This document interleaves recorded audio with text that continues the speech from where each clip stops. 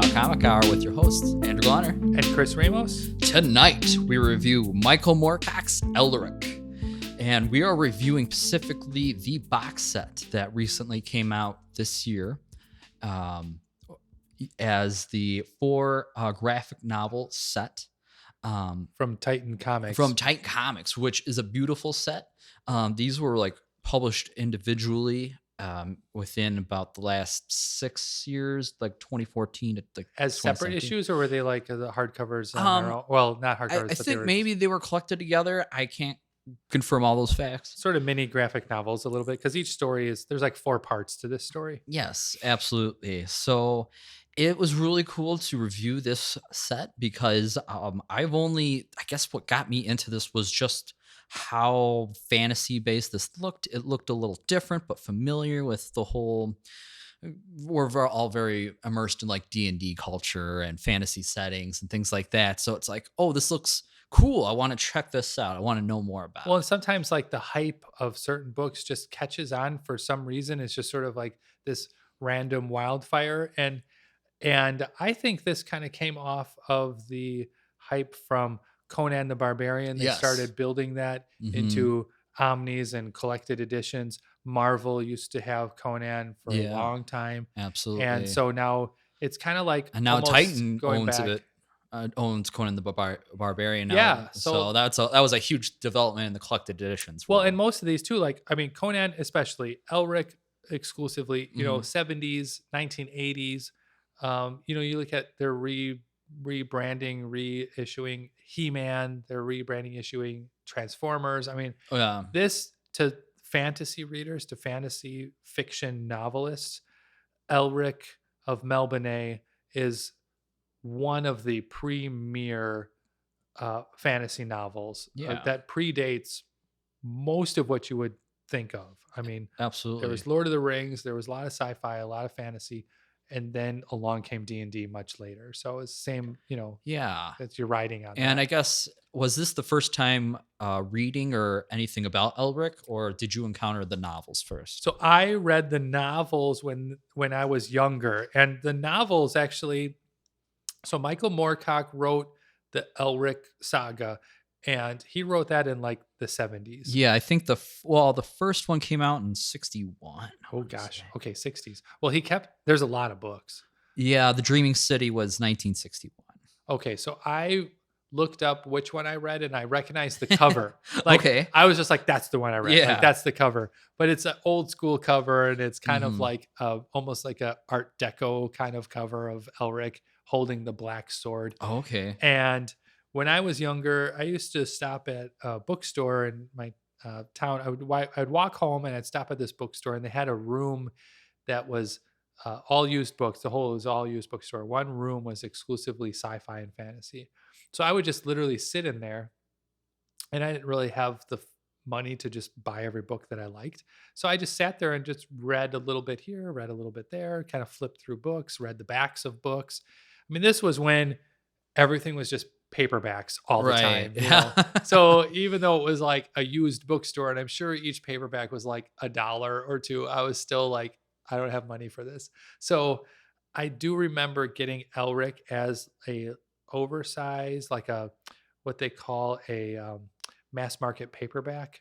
Okay. So it's kind of like a bigger paperback novel. And I read that just as a warning, not to go from novel to comic book, but there's a beginning. Just as a warning, Elric is written like an Isaac Asimov novel, or like some other really, really heavy, like Dune or something. I mean, sure, it's dense. A lot. It's dense. It's a lot. It's a whole world. It's all different people. It's gods and goddesses and religions. Sure. And even for this specific series, this was like a mature read. Yeah. So then what they did was they tried to translate these giant novels and this giant world into a comic book setting. And they've done the same thing for Dune. Like Dune is now in the graphic novel setting. And you have to remember, when you take a novel that's 1,000 pages and you distill it down into like a graphic novel comic, you're missing a lot of that, dialogue. Sure. But yeah, I read the first novel, I I just don't remember if I read beyond that. Like I read the first one, which was pretty encompassing and very good. And I know Yeah, Michael Moorcock has written many novels beyond that. right. And so I just didn't follow it as much as I followed like Dune or something else. Okay.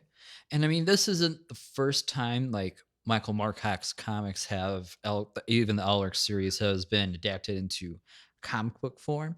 This was just like the latest additions that even like Moorcock himself like, hey, the art really speaks well. The Hmm. the core of the story really translates to what I was trying to accomplish and illustrate through his words and storytelling. So I think they were super proud of that accomplishment. They really worked with him on this project. So that was really cool to see like your vision come to life. Yeah, and I think what the comic did really well right at the beginning, just right out of the gate, is they set up this um, Melbourne society Yes. as like thousands and thousands of years into what you would consider a top chaos society. Like right Yeah. away, it's like these people They're very are, established. yes, it's like they're very dominating, Hmm. and um, their sort of ruling class, like what you would consider their kings and queens or emperors or however you want to spin it. Sure. Um, it kind of brings a lot of like Game of Thrones, I things to Oh, yeah, the front absolutely. of Yep. like these people have been in power for thousands of years, and there's nothing really that they um, can do anymore other than just war and battle Yeah, and like, that's where they get their kicks. Yeah. yeah, it's like at that point, where do you get your kicks? You just get it from just torturing and Yeah. enslaving and And I taking over. guess just to give a brief explanation, like the slightest brief explanation of what is Elric of Melbourne. Elric is kind of this ruler of the kingdom of He's like the Melbourne. newest ruler. Yes, he's the newest ruler. And he is trying to manage his throne, manage his kingdom, and there's always somebody trying to observe them or trying to take over. How do they expand their kingdom? How do they rule their people? And there's always somebody that wants to topple over, and or Yeah. like the gods that they worship.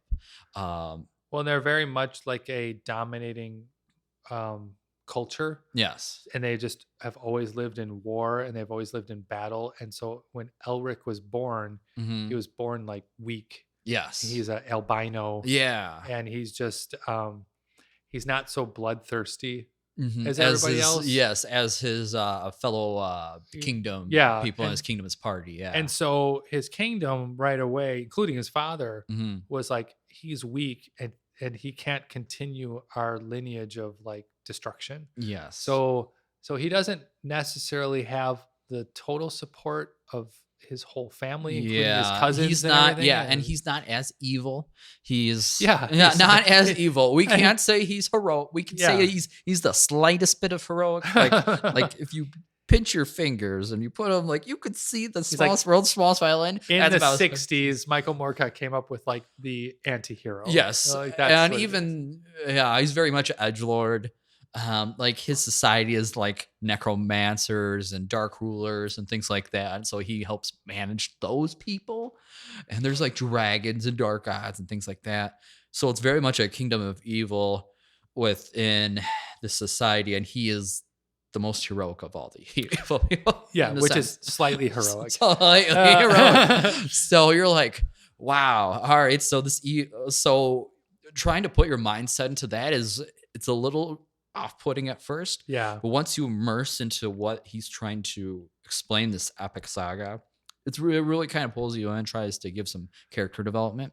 I do want to say that the writers and the artists, right off the bat, they do establish a pretty convoluted society, and they Yes, they they manage to put it down into a few pages to make it understandable, which is absolutely. cool. Like, okay, you guys accomplished that, right? Yeah, And then beyond that, I think you get the idea that this society does not fit the new ruler Elric.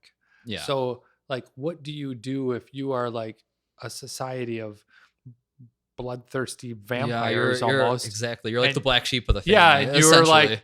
this isn't what I want to continue. So Mhm. so he's trying to, on one hand break everyone of their traditions, but Yes. then on the other, he wants to like live his own life and not Yeah. just be at this, there you kind of run into the problem too that there's no one else left to fight. Yeah, It's absolutely. like when you take over the world, now Mhm. what?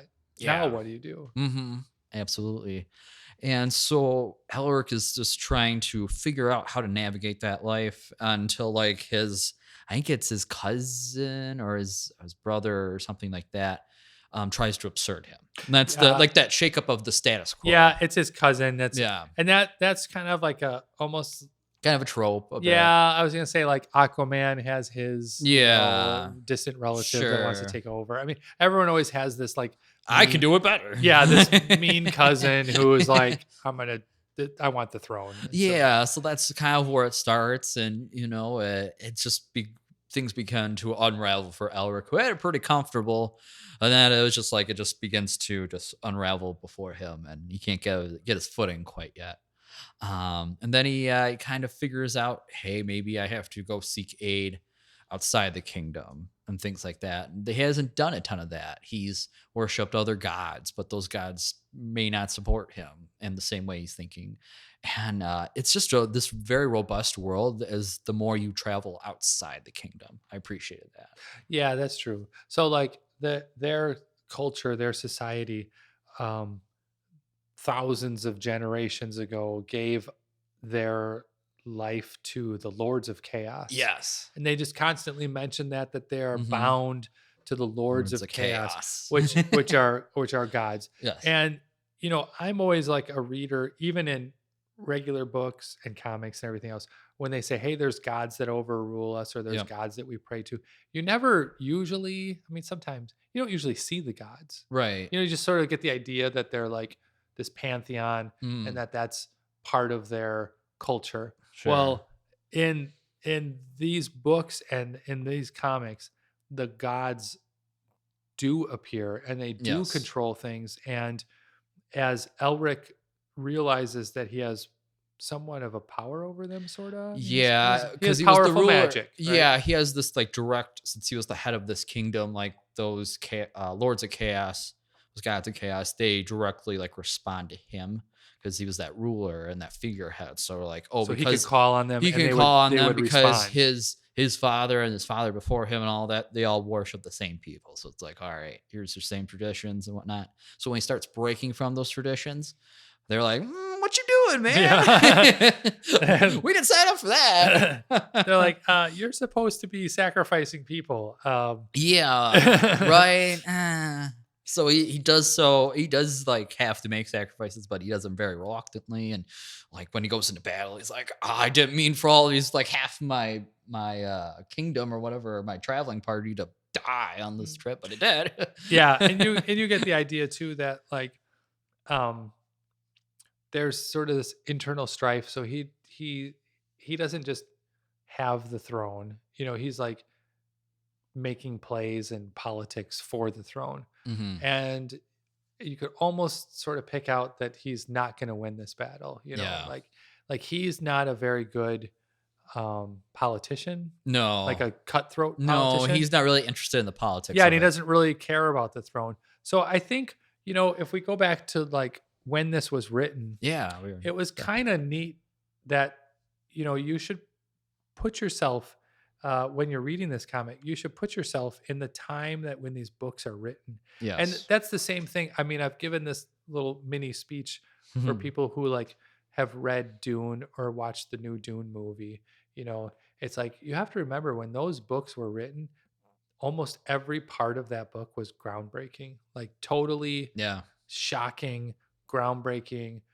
This author came up with an entire world all on his own, Yeah. an entire like, I mean, Frank Herbert for Dune, he wrote like weather patterns and Yeah. like, I mean, really, really, really got into a totally different world. And Elric did the same thing. So Michael Moorcock, when he was writing this was before Dungeons and Dragons.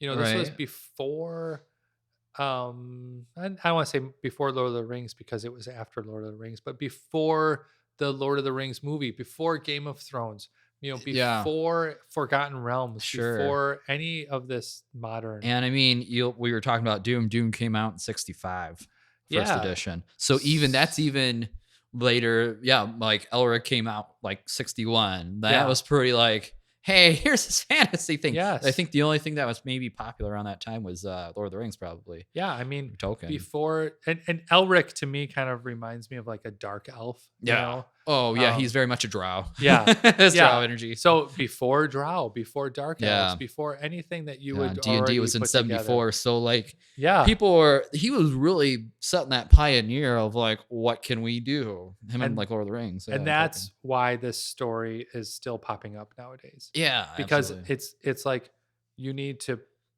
recognize sort of the early beginnings and the power of this story, and Yeah. it's really connected with a lot of readers. So yeah, so Elric, I mean, his his comic and the novel might not be like The most this is groundbreaking, yeah, like this twists is and totally turns of, like, "Oh, I never seen this nowadays, coming." Yeah, but at that time, sure, yeah, it was absolutely. very much so. And I don't think we mentioned this when we were, talking in the beginning here, but so this box set collects, the volume 1, The Ruby Throne, volume 2, Stormbringer, volume 3, White Wolf, and for The Dreaming City. And these graphic novels that we're talking about in this box set, I would say they're, I think, 56 to 60 pages a piece. Yeah, that's probably about right. So, They're like, easy reads. yep, they're very easy reads. You could probably knock them out maybe an hour or so, just depending on what you're doing. But I would say, and these are oversized, like a magazine size, I would say, and they're just easy, nice to hold in your lap or on the couch, or just take up and go somewhere with it. They don't have a dust jacket, but the art's like on the board, and they're so pretty to look at. And they came with like little art cards with the cover on them. Yeah, I mean, they actually thought about like how are we going to collect this entire edition because, like we said, I think they're going to continue Yeah, collecting box set after box set. sure. The more Um, they start remastering like the the ideas old and ones too, yeah, sure, because yeah, there were some comics in the 70s, 80s. yeah, Yeah. and Roy Thomas or something, I think. Yeah, P. So Craig Russell was on it. There's actually some notable, and then they had like crossover with like Conan a little bit. So that was kind of when they were experimenting with like what other genres can we just tap into and oh make right, as because comics. I mean, okay, you have this drow necromancer with a notable sword. What can we do with it? Yeah, so Yeah. let's talk about that sword. So at the end of the book, um, his love interest gets stolen away. We're just going to leave it very vague, Yep. and he calls upon the power of his ancient gods, Yep. the Lords of Chaos, and the Lords of Chaos are sort of like Hellraiser, sort of like it's like Yes. you need to pay us in blood, and then we will Hmm. help you. Pay us some blood and sacrifice. Yes, Yep. so you have to come up with what is um, worthy of your ask. And Yeah. usually they said the big thing too is that all the past kings have asked for vengeance or Yeah. some I want to Dominate this. capture people or Yeah. dominate them. And Elric calls upon the Lords of Chaos because he's lost his love. Yes. His Yep. She his got taken she away. got taken. So Hmm. that was a first. And so they were like, you're calling us because you were spurned and your heart was broken. Yeah. Where other people like they wanted to punish their enemies, Yeah. which is what Very you would call, uncharacteristic of yeah, anybody you're else. like, Yeah. you call Lord of Chaos to punish your enemies. I mean, that makes sense. Yeah. So they come up with a way to have Elric sort of become like their angel of death, sort of. Yes. Absolutely. I Yep. guess if you want to put it that way, right? Yeah. They're emissary. Yeah. So they give him this black sword, and Yeah. the sword sucks souls. So a lot of yeah, Just your typical that's it. fantasy weapon. Sucks souls. So I'm gonna say the artwork in this, I did not like the sword. I thought the sword looked like very anime, very a little odd. bit, I guess. Kind of harkens back to like maybe a berserk, like Guts' sword is berserk. It's a big, great sword. It's like super thick. The Yeah. sword itself is super thick, and the handle's very thin. Sure. But that's Yeah. not It's even. very. That was the original like artwork. Andrew's looking at like the concept Yeah. art, but the one that they settled on was almost looks like magic's sword. See, look at this picture here.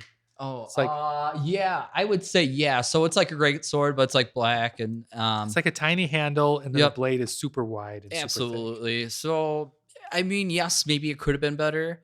But I mean, sure, but for somebody who's a new reader or has Yeah, some experience in that, I don't mind it. It's fine. Um, and also like the sword is it talks, right? It communicates with them mentally, and yeah. you find out more and more about the sword and the ties Sentient to him. sword It's that sentient, wants so he develops this really interesting relationship with that with his weapon. Um, because his sword wants souls, and souls. he doesn't want to give Sure, give them. and unlocking more about his world that he's not privy to, and all these layers that Moorcock just kind of just said, "Oh, okay, and we'll add this, and within this, so now you're comfortable with the rules of the world. All right, now we're going to add another layer on, just so you're always learning something more about what's going on." Yeah, he does a good job of that. And I guess I appreciated about reading the series, or this new adapted versions of the series that was very new reader friendly. So I didn't know anything about Elric going in, just from the cover art. So I was like, okay. Sometimes when you don't know certain things about a world, or sometimes when fantasy books you read them, they just go way over your head, or they get too dense or things like that. This was just enough where you know what's going on, but you're not overwhelmed. Well, that's a good point. Like, you got the idea that this is a totally different world. You got Yeah. the idea that this is a totally different culture, and you got the idea that there's, you know, torture and mayhem and all Hmm. that stuff. But at the same time, every once in a while, it's kind of like in any fantasy, a really convoluted name shows up. Yeah. Like Synthrill or whatever. Sure. You just sort of Roll with it.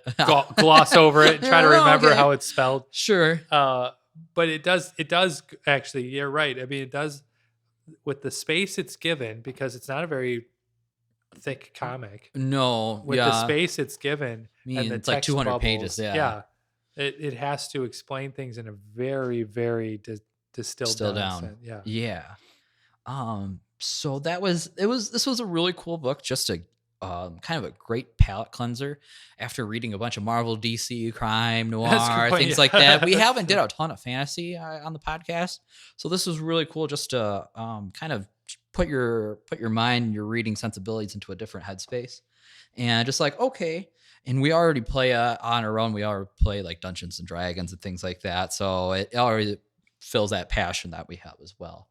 Um, this was very mature. I didn't see some of the mature themes or just how much like violence there was in the first couple issues or first couple of novels. You're like, oh, that's a lot, okay, and then some of it's like kind of distills down and you just some lore building and things like that. And the only thing I guess after reading this, the 4 volume series was like I wanted more. I just wanted to know more about the world, yeah, more about the characters, some more background, which if they do continue to do more of these novels and stuff or do some more adaptations, it's limitless what you could do with the series. um, I think Moorcock's still around, I think. um, and yeah. I'm I think he's sure, still writing some short stories and yeah, short things too. stories. And yeah, he's 83. So as long as he's like, hey, you have my blessing, here you go. And I'm sure he has like instructions and things and people to help steward that legacy for him and stuff. And I'm really interested to see, this was kind of like our start of our fantasy stories and things like that. How can we still keep a unique world and keep building on it? I think Yeah, I that's mean, the awesome. biggest thing, even when you look in the back of the books too, and it shows like the old Elric novel covers and just Yeah, sort of the the collected classics. Yep. editions, Hmm. it was always Elric and his black sword. Yes, That's the biggest deal in this whole story, is that Elric has a cursed sword, and sure. that he's cursed himself because he sort of uh, tried to shed his generational, hatred.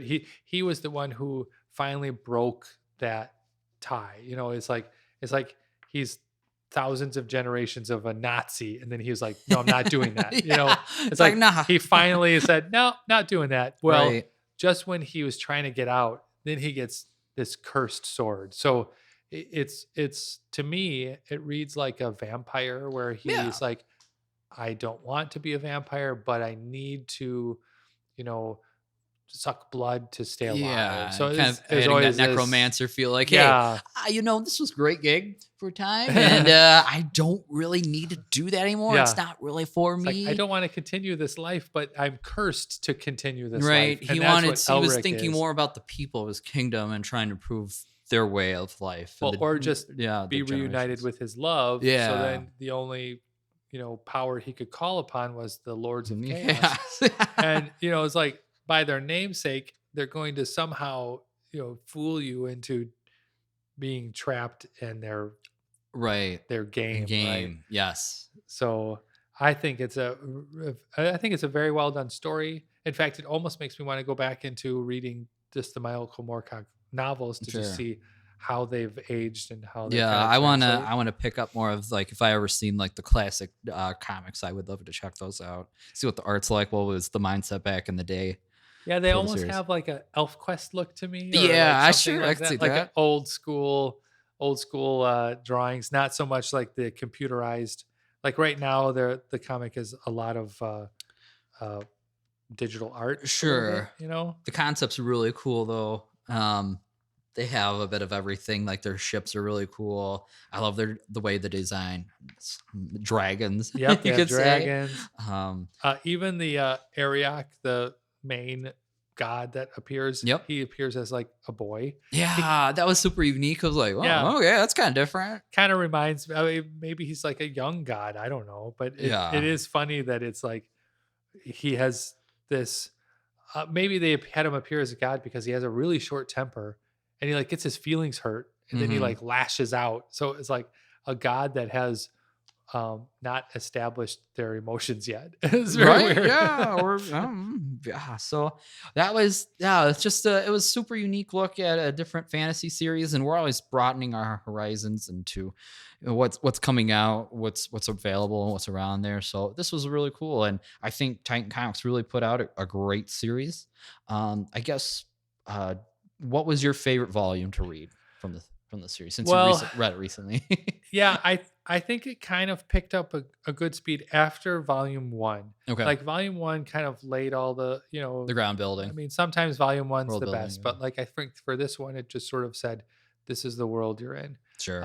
But like volume three, Elric kind of started getting some companions. Yeah, I kind of liked volume 3. Yeah. Kind of like, hey, here's the Stark edgelord. Me too. It's like a swashbuckler. And by then, You get some he fun was totally dialogue. established as his own character. Yeah, You realize that he had a quest that he wanted to finish, and that there's a cost he needs to pay. yes, And it was a really good hump in the novel. So kind of breaks it up a bit Yeah, before I'd you say kind of number go over the 3. race to the finish line. Yeah, and the race to the finish too, like you said, it kind of left you wondering, where is this going Yeah, after? Like, it didn't tie it up into a perfect little bow. no, It was just like, this is how we're ending this part of the story. Mhm. And even then when it ended, I think it said the end of part 1. And Yeah. you're like, oh, okay, that's Mhm. interesting. right. So yeah, hopefully they come back and continue the series. I would like to see more. Well, I would think it was popular enough. I mean, Right. we're part of a lot of groups and a lot of like chats and Facebook pages and things, and a lot of people have given a ton of praise for this, let alone Alan Moore and everyone else who wrote a ton of praise. So it's really, Yeah, I really think what was been it? well Ron received. Ron Lim was on the back or on the box set. He's like, Ron Mars. Yeah, Yes, Ron Mars was like, "Oh, this is a pretty good book. You should check this out." Yeah. and And- the Geek Syndicate. I mean, there's just a lot of places that really put in their 2 cents of saying, I enjoyed this. This was great. Yeah. really, Ron really Mars cool. from what, Silver Surfer? Surfer and Yeah. Green Lantern and things like that. Yeah. Really cool stuff. And yeah, I think Titan Comics put out a great book, great adaptation. Hopefully they continue it. We'll hopefully revisit some more. This has been another great look at Michael Moorcock's Elric series. This is Andrew Bonner And Chris Ramos. signing off.